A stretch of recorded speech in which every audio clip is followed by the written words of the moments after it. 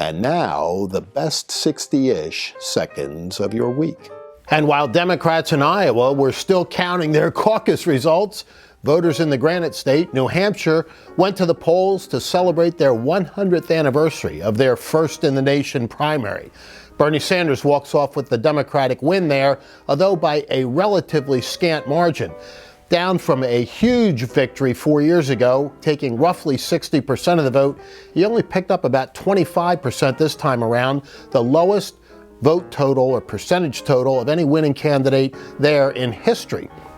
And while his vote total was less than half percentage-wise of what it was 4 years ago, Donald J. Trump walked through the Republican primary garnering more votes than any candidate for re-election in history.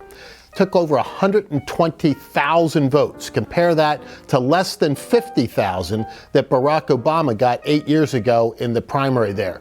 They keep talking about the voter intensity and enthusiasm on the Democratic side, but frankly, it's just not showing up at the polls, at least not in Iowa and New Hampshire. It is showing up for President Trump, who, by the way, took the Iowa caucuses, took 97-point-something% of the vote and chased one of his principal rivals out of the race.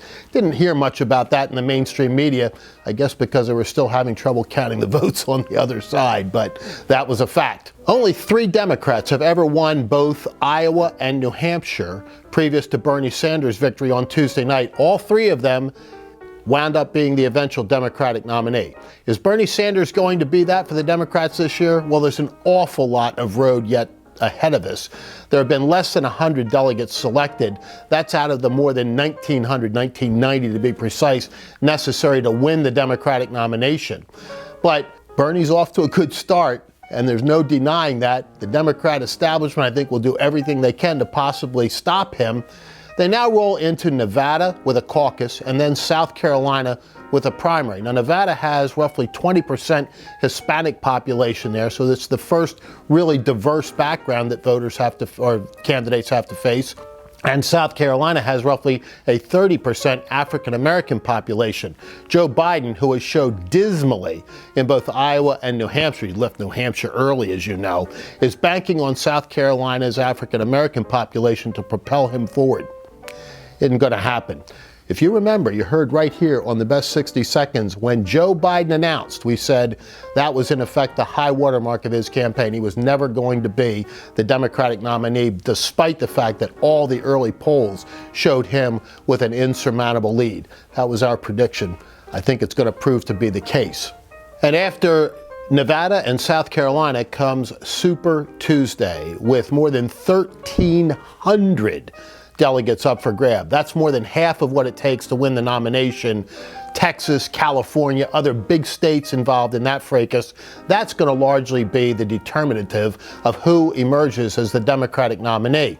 You've got 3 other important Tuesdays in March, though, following Super Tuesday, and by the beginning of April, it should be pretty well wrapped up, at least in terms of who the elected pledged delegates are. It still appears like there's a significant possibility that there will be a brokered convention for the Democrats, although we hear about brokered conventions every 4 years. They don't ever really happen to materialize. But this time it could, largely because of the proportionality rules that the Democrats have adopted this time. But waiting for the others to arrive on Super Tuesday is Mike Bloomberg, who has invested a small fortune already in really well-produced, slick television advertising. He spared no expense on the production values or on the buys that he's made in virtually every state in the union. Those have lifted his numbers up and have pushed him forward in a lot of those Super Tuesday states. The issue for Bloomberg is going to be, what's he really like when people have a chance to get to see him up close and personal, both on the debate stage and out on the hustings? Because it is increasingly apparent that although Mike Bloomberg looks good in 30-second ads, he really isn't that nice of a guy. He doesn't really like people, and in particular, it doesn't look like he really likes African-American people. That might be a little bit of a problem for him going down the road. But we're not sure how it all works out. Meanwhile, President Trump's numbers continue to improve. 2020 is off to a fascinating start. And that is the best 60-ish seconds of your week.